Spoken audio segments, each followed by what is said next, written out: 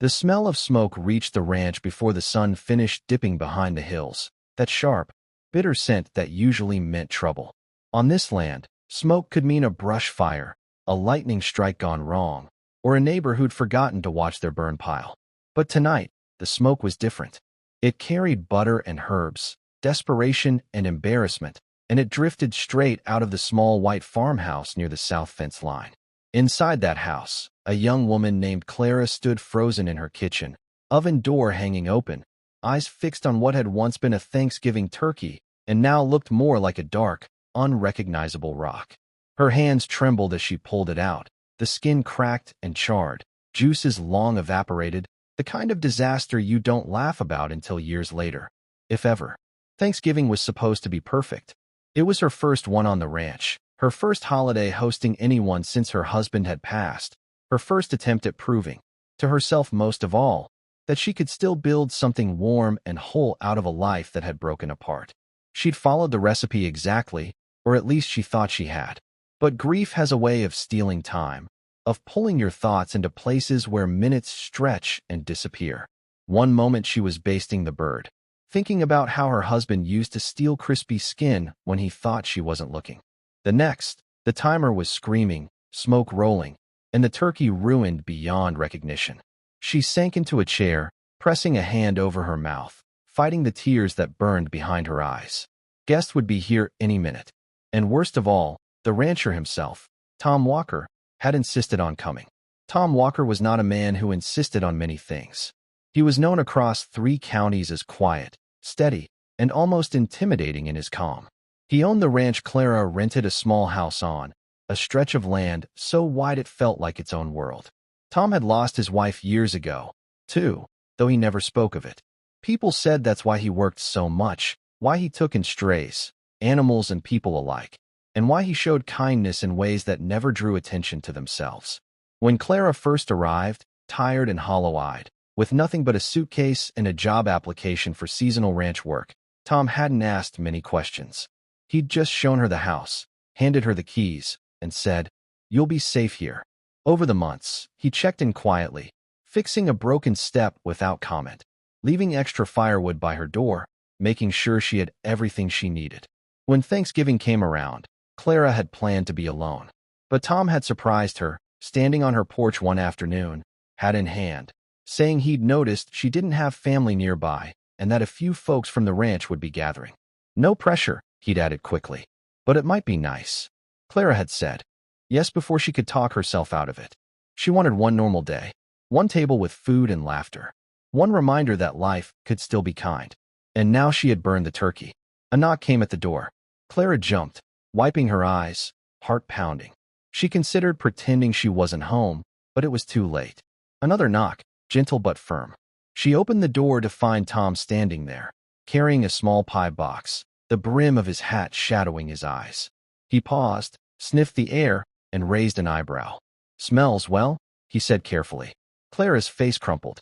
"I ruined it," she blurted out, the words tumbling over each other. "The turkey. I burned it. I'm so sorry. I know you came all this way, and I just wanted today to be nice, and now it's all." Her voice broke, and she turned away, ashamed of the tears spilling down her cheeks. Tom didn't say anything right away. He set the pie down, closed the door behind him to keep the cold out, and waited. When he spoke, his voice was steady. "Let's take a look."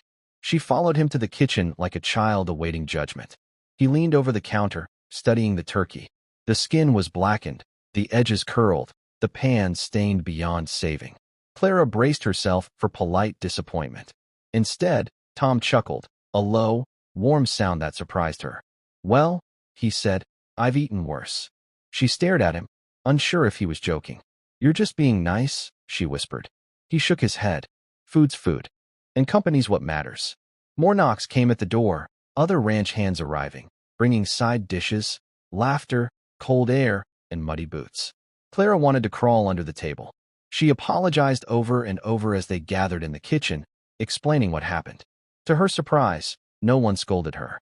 Someone suggested scraping off the worst parts. Someone else joked about calling it extra well done. They set the table together, passing plates, lighting candles. When it was time to serve the turkey, Clara's hands shook as she carved, the knife struggling through the dry meat. She placed a slice on Tom's plate last, her eyes fixed on it, as if expecting it to burst into flames again. They sat. A brief silence fell over the table, the kind that comes before a shared meal. Clara held her breath. Tom picked up his fork, took a bite, chewed slowly. Then he smiled. Not a polite smile. A real one, reaching his eyes. "Best meal I've ever had," he said simply. Laughter erupted around the table. Someone clapped. Someone else raised a glass. Clara felt something loosen in her chest, a knot she hadn't realized she'd been carrying. "You're serious?" she asked, voice trembling. Tom nodded. "I am." He took another bite. "It tastes like someone cared enough to try." The words hit her harder than any criticism could have. She blinked back tears again, but these were different, lighter, almost warm. The conversation flowed after that. Stories were shared, funny mishaps, hard winters, small victories. Tom talked about the ranch's early days, about his wife teaching him how to cook and burning her fair share of meals. "She once turned a roast into a brick," he said, smiling at the memory. "Swore it was edible. I ate every bite." Clara listened, realizing that this table was full of people who understood loss, who knew that perfection wasn't the goal, connection was. As the night went on, plates were emptied, pie was served, and the burned turkey became a joke rather than a tragedy. Clara caught Tom watching her once, a thoughtful look on his face. When the others stepped outside to admire the stars, he stayed behind. "You did good today," he said quietly. Clara laughed softly. "I burned the main dish." He shrugged. "And still brought people together. That's the hard part." She nodded, understanding more than he knew. When the night finally ended and everyone said their goodbyes, Clara stood on her porch, watching taillights disappear down the dirt road. The ranch was quiet again, but it felt different now, less lonely. She cleaned the kitchen slowly, the smell of smoke replaced by something sweeter. The next morning, she woke early, the events of the night replaying in her mind. For the first time in a long while, she didn't feel like she was just surviving. She felt like she belonged. In the weeks that followed, life on the ranch went on as usual. Chores, cold mornings, long evenings. But something had shifted. Tom stopped by more often, sometimes with leftovers, sometimes just to check in. Clara found herself cooking again, not to prove anything, but because she enjoyed it. She burned a few things along the way, laughed about it, learned. One afternoon, she caught Tom scraping the blackened edge off a piece of cornbread she'd overbaked. He grinned when she noticed. "Adds character," he said. The memory of that Thanksgiving became a quiet anchor for her. Whenever doubt crept in, whenever she felt like she was failing at this new life, she remembered Tom's words. "Best meal I've ever had." It wasn't about the turkey. It never was. It was about showing up, about offering what you have, even when it's imperfect.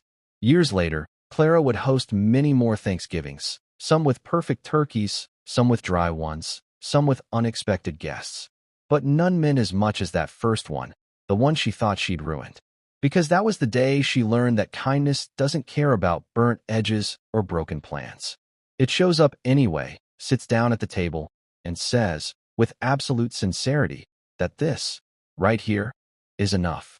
If this story warmed your heart even a little, if it reminded you that imperfection can still be beautiful and that kindness can change everything, don't let it end here. Stories like this are meant to be shared, to ripple outward and remind us of what really matters. Subscribe to the channel, stay with us, and keep a seat at the table, because the next story might be the one you didn't know you needed.